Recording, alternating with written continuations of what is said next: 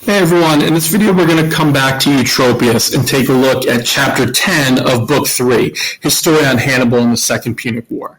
So just a refresher of where we are right now. At this point in the narrative, Hannibal has already crossed over the Alps, right, into northern Italy, and he's won the 3 T battles. So the battle of the Ticinus River, the Trebia, and Lake Trasimene. Right. So at this point, if you're following along with the, either the history by looking up the Second Punic War or even just the narrative that Eutropius has laid out, at this point, the Romans are in a little bit of trouble. Right. They've lost a few battles. They lost to Consul Flaminius in one of the previous battles. And they're really in a tough spot in terms of how they're going to deal with Hannibal. So what we read in the last chapter is that their solution was to elect a man named Fabius, right, to be the dictator. And he gets the nickname Cunctator because he's the delayer. So his claim to fame is he recognizes that since Hannibal is in Italy and he's not going to be able to supply his army, if the Romans can just wait him out and not give him a set battle, they can win the war. So the idea was if we fight Hannibal in the field, he'll probably win, right, because he's a very talented general, but we can almost wait him out and do what we need to do in other theaters of war and contain him in Italy, and eventually he'll run out of food or run out of supplies or his men's morale will drop. There were other ways to beat him. So that's where we're picking up the story now in chapter 10. It's after they've had this, these 3 kind of bad losses and the election of a dictator. Now we're getting to the point where they've gotten rid of the dictator, and the story continues basically. Okay? So it starts, chapter 10, with quingentesimo et quadragesimo anno a condita urbe, Lucius Aemilius Paulus, and Gaius Terentius Varro contra Hannibalum mituntor. So here, and actually it continues, you have mituntor, Fabioque Socedon, qui abiens ambo consules monuit, ... and it keeps going, okay? So the first line we have here is just telling you the time. So we have 2 different words that are the ablative, and it's the ablative of time when.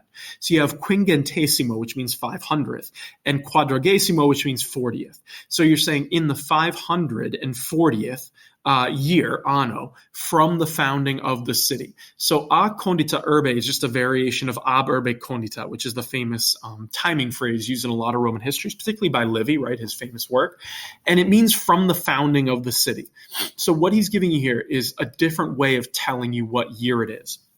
So we mentioned in a previous video that the tough part of using the consular dating system is that it's really only useful if you're a contemporary, right? If you're Eutropius or one of his readers hundreds of years after this happened, the odds of you knowing who the consul was in a specific year in Republican Rome is pretty low, particularly because they've transitioned away from that Republican-style government by the time Eutropius is writing. His audience probably, I would imagine, wouldn't know what year he's talking about. So in a lot of ways, using this method of ab urbe condita is more effective because the idea here is you're counting backwards from the traditional founding date of the city, which is 753 BC. So most Roman listeners, I would imagine, all of them would at least know that. So when you read in the 540th year from the founding of the city, you're taking 753 and you're subtracting 540 from it, right? And that's the date or the year that he's talking about. So the ab urbe condita, or in this case, a condita urbe dating system is in a lot of ways much easier to understand and a quicker way of understanding what year it is, right? There's less ambiguity, particularly because consuls have names that overlap. It just gets a little confusing. So then he has the subject, right? Lucius Aemilius Paulus and Gaius Terentius Varro, right? Varro. So these are your subject. Your verb is passive, mituntor, right? They are sent. Contra Hannibalum just means against Hannibal. So we have 2 new consuls, right, who are elected. They've gotten rid of the dictator Fabius, and we're off with a new strategy here. Okay, but Fabius still factors into the story. You have Fabioque Socedon. So Fabio is dative, right? Socedon means they came up to, right? So they were sent against Hannibal, and they came up to Fabius, right? Meaning they asked him, or they encountered him. I'm not sure if they asked him for help or not, or he just gave it. But it's Fabius, qui abiens, who departing, you have a present participle in abiens. So who departing, monuit ambo consules, he warned both consuls, okay? So the idea here is that Fabius, on his way out from being dictator, he gives some parting words, right? Some parting advice. So in this case, it's really a warning, right? And he warns them of what they should be doing.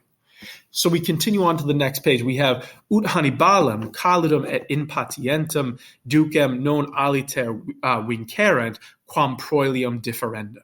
Okay, so what was his warning? His warning was that non aliter, in no other way, right, is kind of one way to translate it. Vincerent is an imperfect subjunctive.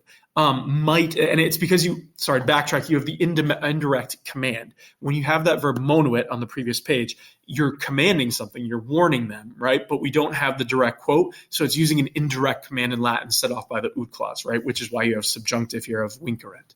So he warned them so that that in no other way might they conquer vincerent, right? Who are they going to conquer? Hannibal, Hannibalum. So it's saying you're not going to defeat Hannibal in any other way. Right? And then we have this phrase that's describing Hannibal. He's described as a calidum et impatientem ducem, a skilled and impatient leader, right? So he's kind of praising him as being skilled and also saying, hey, he's impatient. The implication here being that if you do my tactic, you're probably going to drive Hannibal nuts. So he says, you're not going to beat him in any other way than quam proelium differendo. Here we have this gerund, and it's ablative case. It's functioning as an ablative of means, right? So you've taken the verb to delay, right? And you're using it as a noun, right? This verbal noun, the gerund. So it says you're not going to defeat him in any other way than by delaying, right? Differendo, proelium, battle. This phrasing is similar to what we saw in the last chapter when it's talking about Fabius and his famous Fabian tactics, where he doesn't give a battle to Hannibal, right? He just shadows him, and every time Hannibal takes the city and leaves, Fabius would take it back. So on the way out, even though this was a very unpopular strategy for sort of the common people of Rome, they didn't particularly like Fabius or what he was doing. They thought it was a little cowardly. He warns them again. He says, no, my way is the correct way, right? Don't do this. So I think it's interesting to note here, when we're dealing with Eutropius, in his brief history, everything he says and every word that he says counts for something. So it makes you wonder why he mentioned this at all. And it's interesting that he mentions Fabius giving this warning. It's a little bit of foreshadowing, I would say, because you're about to see things are going to go really wrong for the Romans, and Fabius could then turn and say, I told you so, right? I told you this was going to happen. But I think also what's happening here is sort of the timing, right? As the years go by, people looking back and saying, you know what, Fabius was right? It's a little bit of hindsight is 2020. So Eutropius is writing hundreds of years later, and he puts in this good word for Fabius, which I think is interesting. If he had taken this part out, it wouldn't have changed the narrative in any major way. So the fact that he includes it kind of implies that he has a little admiration for Fabius, right? Maybe his reputation had kind of changed by the time Eutropius is writing. And it also gives this foreshadowing effect of, Fabius is giving you the answers to the test, right? The two consuls, Paulus and Varro, they're not going to take his advice. Just an interesting note of why he included this. So we get to the next part. You have verum cum impatientia varonis consulis contradicente altero consule, id est Aemilio Paulo, apud vicum qui canae appellator in Apulia pugna tum esset, ambo consules ab Hannibale vincuntur. Okay? This is a long phrase here, long section. But you have when, right, you have sort of this circumstantial cum clause. Then you have the ablative of cause because of the impatientia, the impatience of the consul Varro, right? So because he was an impatient man. And you have contradicente altero, this ablative absolute, altero consule, I should say. And with the other consul having been contradicted or having contradicted the other consul, that is, id est, right? That is Aemilius Paulus, right? So it's saying that because of the impatience of Varro and the fact that he overruled his other consul, right, Aemilius Paulus, a problem happens. So a quick side note for the history to understand this. The Romans are about to send out two consuls into battle with sort of this double consular army, so probably around 80,000 men, give or take. When this happened, right, usually you only send out one. We saw early in the narrative, when they sent out the previous consul, he was the only one leading the army. Now you have two. When this happens, what they would do is alternate who was in command depending on the day. Right? So Hannibal knows this, and he baits Varro, knowing that Varro is a very impatient person. And what you end up having here is one consul, Paulus, really kind of follows the Fabian strategy. He's more conservative, while the second consul, Varro, is very impatient. He wants to go attack Hannibal. So the idea here is on the day it's Varro's turn, right, because of his impatience and because he's able to overrule the other consul, right, you have pugna tum esset. There was a battle. right? You have to go all the way to the end of this line to find the end of your cum clause, cum esset, right? There was a pugna, right? There was a battle, apud vicum, near a town, qui Cannae appellator, which is called Cannae. And again, this is more like the historical present, so you could say the town which was called Cannae, in Apulia, right? Apulia is a region. There was the battle, right? So it's talking about the Battle of Cannae, we're going to see. And then the outcome is ambo consules ab Hannibale vincuntur. So both consuls, ambo consules, were defeated by Hannibal, right? So both of the consuls are killed in this famous Battle of Cannae, which is what we have a reference to here. So the Battle of Cannae, I'll leave you to look it up. You should look it up. It's a very fascinating battle. But basically what happens is a massive disaster for the Romans. So Varro, leading the army, is so gung-ho about getting Hannibal that he falls into a trap. Basically what Hannibal does is he aligns his army in what's called an inverted crescent. You can see it here on this Wikipedia map. And he puts his weakest troops in the middle and his strongest on the side. So he knows that his weak troops are going to get pushed back. And when he does this, his center is going to collapse. The Romans are going to see the collapse and press their advantage, right? The Roman army is really built to go forward, kind of like a brick is the way they have it set up in Cannae. And when they do this, Hannibal is actually in the center. He's keeping the morale up. When he retreats, you end up with this shape, right? This inverted crescent, where now it's the other way. And what's ended up happening is he's lured the main part of the Roman army into the middle where his troops were weak. And now his strongest troops are on the side encircling them.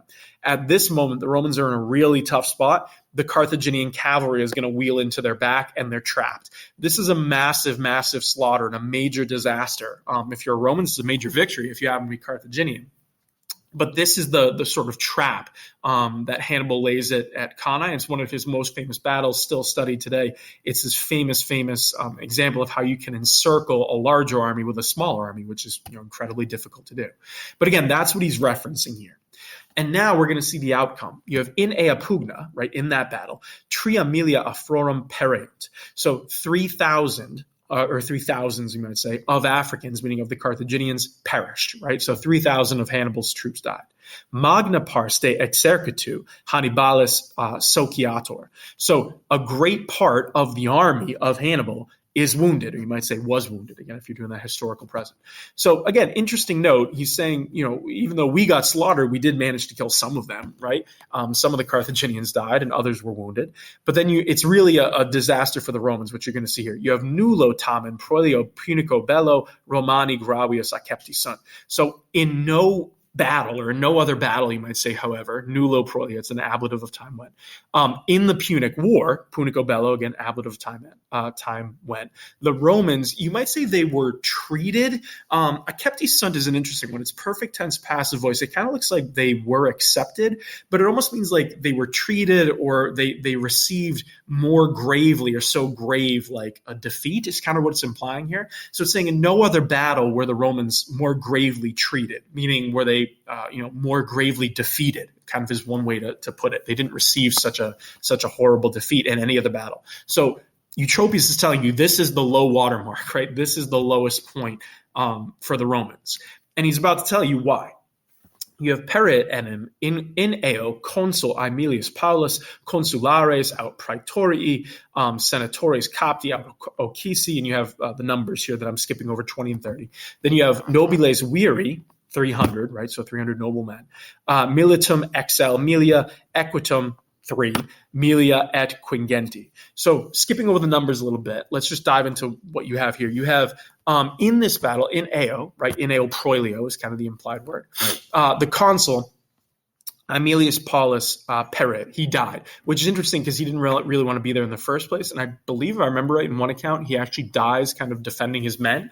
But Paulus didn't want to be there, and he wasn't really leading the army this day. It was Varro, but he dies. Okay, so losing a consul, that's one really horrific outcome, right? They don't want that to happen.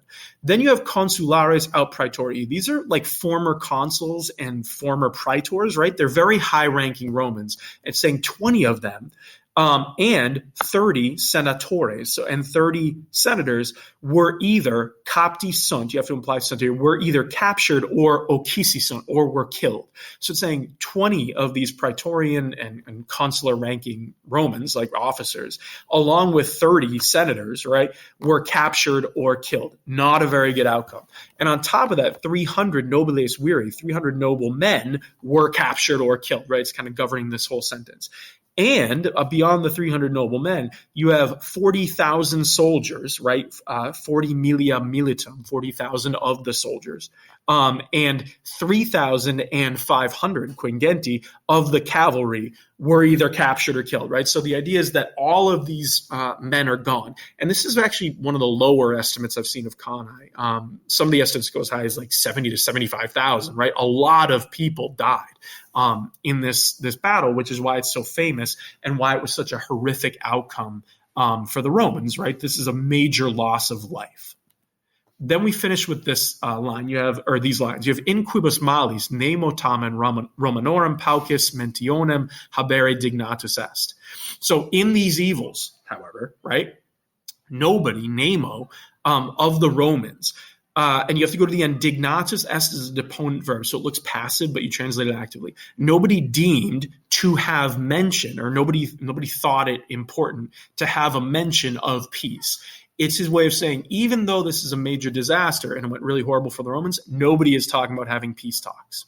Servi, quod numquam ante, manumissi et milites facti sunt. So slaves, right, something that never before had happened, numquam ante, they manumissi sunt, they were set free, and facti sunt milites, they were made soldiers. So this is Eutropius' way of showing that this is a major issue, right? The massive loss of life. It would take the Romans years to get back their sort of population of young men, which would have died here. And so in desperation, they're not talking about peace talks, again, because Eutropius' theme is we overcome any obstacle. So they didn't lose hope, right? Although I'm sure someone probably did. They're not mentioning peace, right? So they're not mentioning any peace talks, but instead they actually free and arm their slaves, which is a really dangerous thing to do if you think about it, and a really desperate move of just how much trouble they were in. So again, this is a really interesting and sort of critical part of Eutropius' narrative, and I'd encourage you that if you haven't yet, go back and read about the Battle of Cannae and sort of the situation in the Second Punic War. But again, think of this through the lens of Eutropius' theme. No matter what happens, the Romans are going to overcome anything. So he's painted this picture of how horrible it was, and then he's going to turn the narrative into how the Romans overcame this. Because at this point, if you're reading it, you're wondering, how did the Romans not lose this war? You're going to see as we go through the rest of Eutropius' narrative. But for now, it's looking very bleak for the Romans, right? And in terms of the history, there is a lot of really fascinating history going on that Eutropius isn't mentioning that I would encourage you to do so you can kind of understand his narrative and why he's mentioning these things. Hopefully this made sense to you, and the Latin wasn't too bad to figure out. If you have any questions at all, though, or anything you want to explain, feel free to put it in the comments below, and I'll help you however I can. Otherwise, just like I said, keep at it. The more you read through this, the more you practice it, the easier it'll be, and the more it'll make sense to you. And hopefully you found, as you're reading a commentary, there's a lot of them out there that'll help you with some of the vocab and grammar. That would be a really big help too. But like I said, hopefully this sets you on the right track, and you're feeling pretty confident with your translation too. Good luck.